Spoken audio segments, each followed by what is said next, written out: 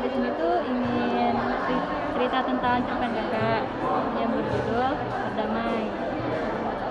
Terus kakak tuh diambil dari jurusan dari MK Psikologi Sastra, dan kakak ambil dengan teori Sigmund Freud.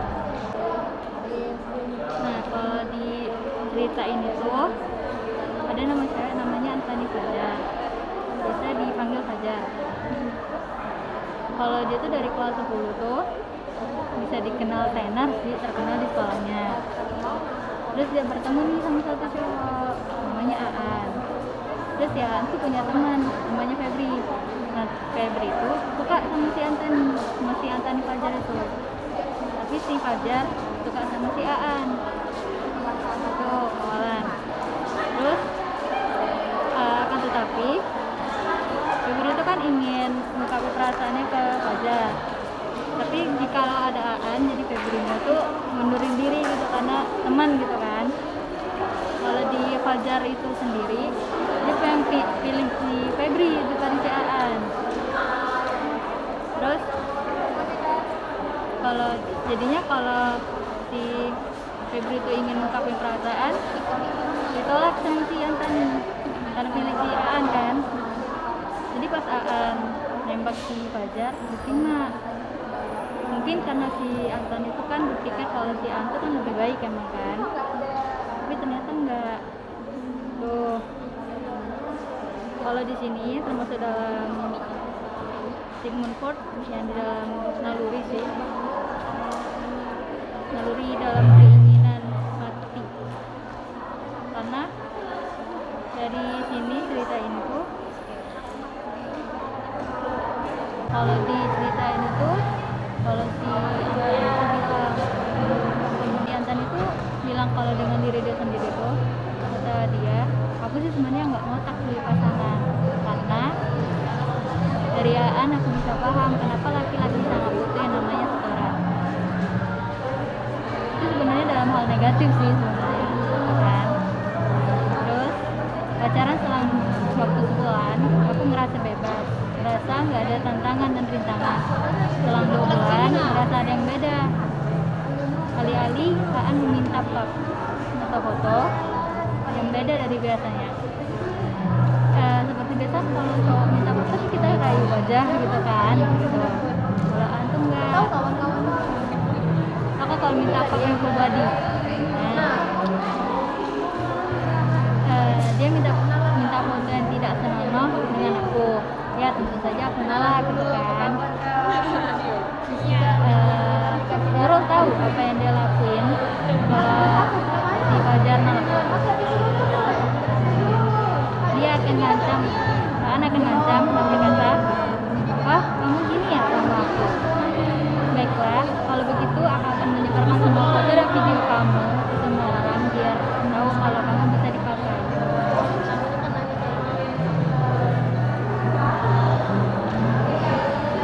Terus dengan sikapnya itu dari cerita tuh, dan dengan segala tindakan yang entah nyesel atau enggaknya Fajar nanti, pastinya tuh si Fajar tuh kan berantem sama Aan. Dan lebih hebatnya lagi, si Fajar biasanya lah kalau kita lagi curhat, lagi sakit hati atau segala macam kan kita pasti butuh teman nih kan, harus teman yang benar-benar emang kita teman dekatnya gitu kan. Tapi kalau si Anton itu enggak, dia tidak menceritakan kejadian itu pada siapapun. Sebenarnya sakit sih ya kan.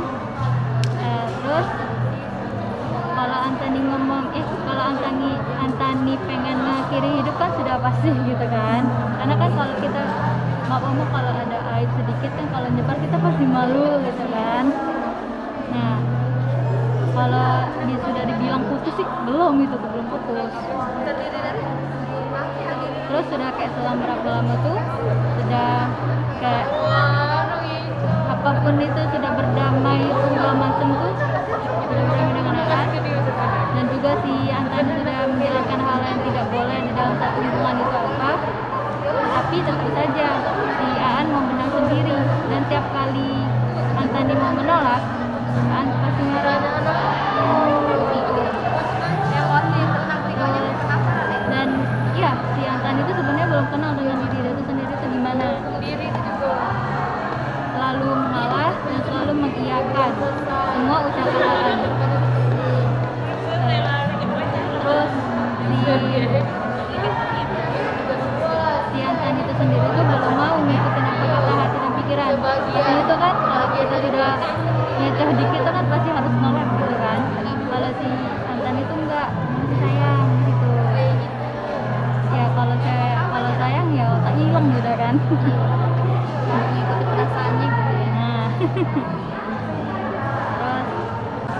Terus selanjutnya tuh waktu 4 bulan datang tuh si Antani tuh pernah main ke rumah Aan sekali, karena waktu itu sih sudah kayak 2 bulan atau 3 bulan itu tuh sering ngajak, tapi Antani tuh selalu nolak gitu. Untuk kalian ini Antani juga udah kesel gitu kan, jadi diiyain gitu. Pas di rumahnya tuh, pas sampai di rumahnya si Aan tuh Antani tuh ingin untuk pulang, segera pulang, karena Antani tidak merasa nyaman, dan baru kali inilah pikiran kepala dan hatinya itu bersatu untuk keluar dari zona yang tidak nyaman gitu. Butuh perjuangan yang begitu ekstra untuk bisa lepas dari Aan. Pasti dan tentunya Antani sendirian yang menghadapi perjuangan tersebut dengan sekuat tenaga dan menghabisi diri sendiri dan menghabisi kinerja otak dengan sangat bahagia. Akhirnya Antani bisa lepas dari Aan. Kalau misalnya kita mau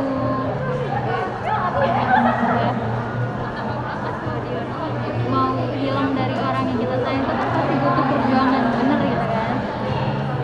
Apalagi kalau misalnya kita udah sayang atau segala macam, tapi kalau dia udah lewat ke batas kan pasti otomatis kita harus bergegas dan pergi gitu kan. Itu kan pagi gitu kan, pagi atau menjelang siang lah si Antani mau pergi dari kehidupan si Aan. Nah, satu malam itu tiba, Antani menghabiskan waktu dengan penyesalan yang hingga saat ini Antani merasa jijik. Terus Antani itu pernah berpikir ada sebuah kartu renil yang dia pegang di tangan kirinya, dan saat itu dia berpikir dia kan selesaikan, maksudnya itu ingin bunuh diri gitu kan udah capek bener gitu kan. Dan hebatnya Antani tidak merasa sakit ketika Antani menggoreskan 2 lengan di kirinya. Dan Aan dia masih berusaha untuk bisa balik dengan Antani, dan alih-alih dia mengancamnya. Dan juga Antani bilang dengan diri sendiri tuh, aku menyesal, aku ingin bebas, lepaskan aku. Kalau dengan cowok manipulatif itu sebenarnya tuh sakit, tapi kita sayang gitu kan sebenarnya. Sejahat-jahat pun cowok sejahat-jahat pun cowok tuh kan kalau kita sayang tuh udah gitu dibuang gitu kan. Nah itu, dan juga ketika Antani ingin menenangkan pikiran itu tuh banyak sekali dari telepon dan banyak notif yang dari Aan itu.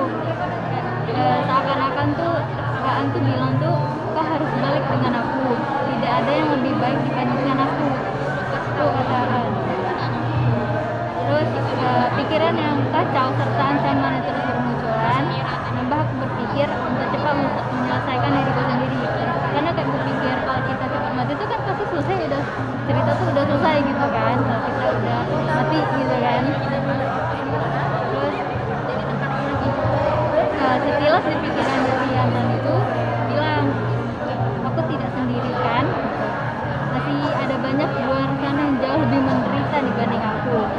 Lalu kan tadi kan adalah sekilas otak waras sedikit lah masuk. Terus pas dia ngalih ke pikiran, baru dia berani untuk membuka handphone yang banyak notif segala macam itu. Dan ternyata dugaan si Antani itu benar. Aan mengancam, dan di sebuah pesan itu, semua pesan itu tidak ada satu kalimat pun dari Aan tuh kata maaf. Apakah sulit itu minta maaf gitu kan, atau enggak dari maaf tuh kata terima kasih kayak gitu kan, itu enggak ada gitu. Terus dengan tegas Antani tuh bilang, lakukanlah semua maumu, aku tidak takut. Padahal itu kan takut ya sebenarnya itu kan, tapi dengan kuat tenaga tuh udah aku harus berani gitu kan. Terus di pikiran si Antani itu langsung bilang, ayo kau pasti bisa melewati tantangan yang begitu berat ini gitu kan. Setelah panjang lebar berdebat dengan Aan yang tidak ada habisnya. Si Antani sudah lelah dengan pikiran dia sendiri dan akhirnya Antani menang. Dia minta maaf dan habis-habisan dan berjanji untuk tidak mengganggu Antani secara fisik dan mental. Dan dalam artian dia pergi untuk selamanya dari duniaku, dunia Antani. Berarti tadi ini udah pisah. Dengan perjuangan yang begitu berat gitu.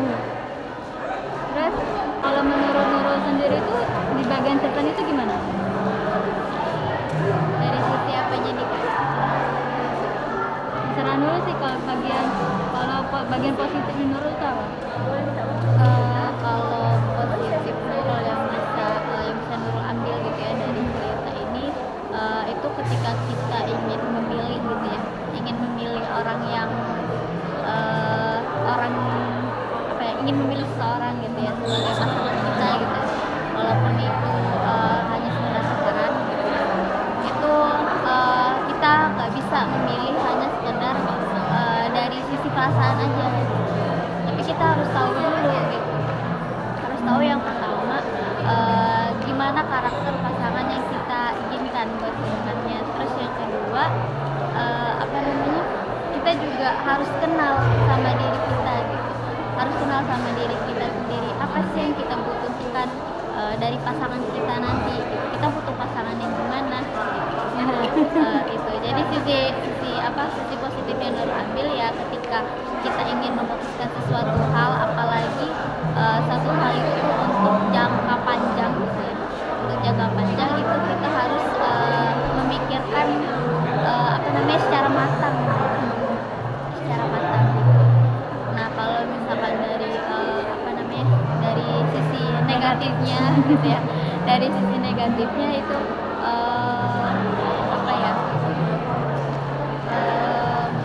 ya itu tadi gitu. Banyak ya sisi negatifnya gitu, karena sebuah penyesalan tuh selalu datang di akhir gitu. Lagi tadi memutuskannya hanya dari segi perasaan aja gitu, aku suka sama dia gitu, hanya sekedar dari situ aja gitu, langsung nggak dari dari segi fisiknya gitu ya, atau dari dari segi mungkin multi talentnya dia gitu ya, talentnya si dia gitu. Nah dari segi itu aja kita suka sama dia, itu nggak bisa kayak gitu. Kalau menurut Nurul sendiri nih, apakah cerpen ini bisa dibawa ke tempat luar? Apa bisa dikatakan bisa dibaca oleh layak dengan orang luar? Mungkin bisa masyarakat umum, namun itu lebih ke ceritanya itu bisa dibaca oleh 17 tahun ke atas mungkin ya. 17 tahun ke atas gitu, karena memang banyak sisi, bukan banyak, ada sisi negatifnya gitu ya, tidak bisa yang kurang layak diketahui oleh anak-anak ini. Oke, terima kasih Nurul atas partisipasinya. Demikianlah video yang dapat saya sampaikan, lebih kurangnya saya mohon maaf. Saya akhiri, wassalamualaikum warahmatullahi wabarakatuh.